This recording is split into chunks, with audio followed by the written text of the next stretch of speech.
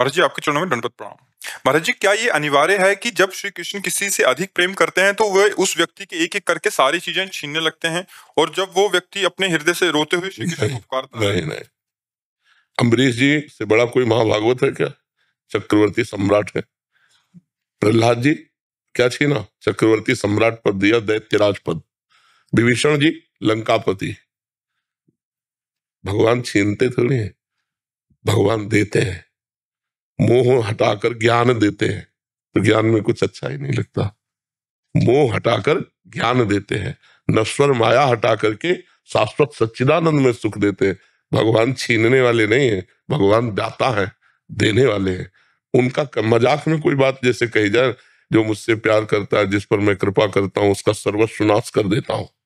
पहले धन हरण करता हूं, फिर भृत्य परिवारजनों का राग हटाता हूं। तो समझो ना क्या कह रहे हैं। जो माया के प्रति, धन के प्रति लोलुपता, उसका हटा दिया, मोह हटा दिया, जीवन मुक्त कर दिया, ज्ञान परायण कर दिया, भगवत प्रेमी महात्माओं का संग दे दिया। भगवान देते हैं, नाशवान वस्तुओं का राग हटाकर सत्य वस्तु देते हैं। भगवान कभी छीनते नहीं है। गुरु जी कुछ समय के लिए ले लेते हैं, फिर ले क्यों लेते हैं? वही है, उन्हीं के सिवा, उनके सिवा कोई है ही नहीं, तो ले किसको लेंगे? सिय राम में सब जग जानी, किसको ले लेंगे? वो तो ऐसे दाता है, जो गाली देता है उसको भी देते हैं। वो जो उनका अपमान करता है, भगवान की निंदा करता है, उसको भी जीवन देते हैं। जियो, आनंद से जियो। फिर जो भक्ति करता है उसका जीवन संकट पूर्ण कर दे, ऐसा कैसे हो सकता है? भगवान की बात को समझना है। जैसे हम काम क्रोध में फंसे हैं, तो भगवान काम क्रोध रहित कर देते हैं। हम माया में फंसे, भगवान माया रहित कर देते हैं। कितनी बड़ी कृपा हुई, हमारे दुखों को हटा दिया। भगवान सुख देते हैं, दुख छीनते हैं। धन से किसी को सुख आज तक नहीं मिला, तृप्ति नहीं मिली। परम धन भगवान नाम रूपी धन में रति कर देते हैं, संसार के धन से वैराग्य कर देते हैं। कितनी कृपा है उनकी। अगर ऐसा सिद्धांत कहोगे, उसका सब कुछ छीन लेते हैं, गलत बात है। जो भगवान से प्यार कर दे रहा है, उसे पूरा संसार प्यार करने लगता है। जो भगवान से प्यार करता है, उसे माया माँ की तरह दुलार करने लगती है। विचार करो, जा पर कृपा राम की होई, ता पर कृपा करे सब कोई। सब कोई प्यार कर रहा है, सब कोई हमें आशीर्वाद दे रहा है। वैसे संतों के पास लोग आशीर्वाद लेने जाते हैं, और हमें आशीर्वाद देने आते हैं। स्वस्थ रहो, तुम्हारी दीर्घायु हो, तुम्हें कोई कष्ट ना हो। यहाँ ये आते हैं बूढ़े, ब्रजवासी, पंडित जन, संत जन, यही आशीर्वाद। ऐसे ही तुम बैठे रहो, स्वस्थ रहो, सुखी रहो। भगवान से प्यार करने से मिलता है, छिनता थोड़ा है। तो भगवान के कारण ही तो है। सोचो, अपना लड़का भी अपने से इतना प्यार नहीं करता जितना ये लोग प्यार करते हैं। तो ये कैसे प्यार हो भगवान? तो हम ये कैसे कहते कि छीन लेते हैं?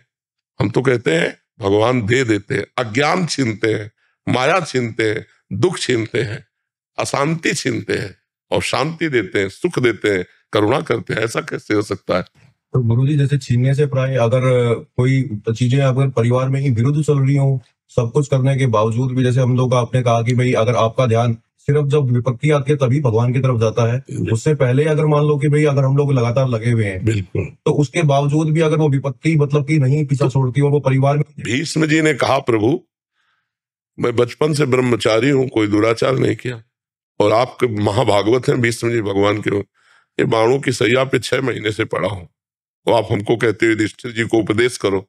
इतना भीषण कष्ट है, तो ऐसा क्यों है मुझे? मैं 100 वर्ष, 100 जन्म तक पूर्व का देख रहा हूं, तो का और आगे देखो।